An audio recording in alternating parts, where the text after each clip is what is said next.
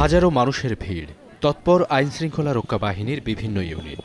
নির্মম হত্যাকাণ্ডে হতবাক সবাই। পুলিশ জানায়, বৃহস্পতিবার সকালে গাংনী উপজেলার শহরাবাড়িয়া এলাকার নির্জন মাঠে গলাকাটা একটি মরদেহ দেখতে পান স্থানীয়রা। খবর পেয়ে ঘটনাস্থলে যায় র্যাব ও গোয়েন্দা পুলিশ সহ আইনশৃঙ্খলা রক্ষা বাহিনীর কর্মকর্তারা। এ সময় নিহতের পরিচয় শনাক্ত করা হয়। নিহত আলমগীর হোসেন গাংনী পৌরসভার ১ নম্বর ওয়ার্ডের যুবদলের সভাপতি বলে জানান স্বজন ও এলাকাবাসী।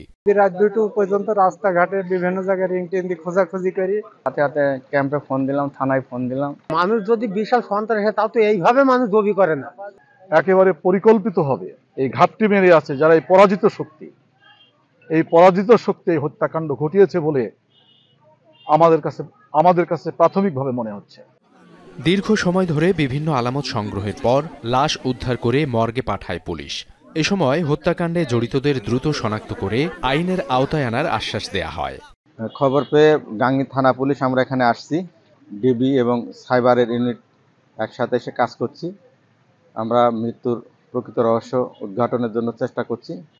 পরিবারের পক্ষ থেকে জানানো হয়, বুধবার রাতে স্থানীয় বাজার থেকে বাড়ি ফেরেনি আলমগীর।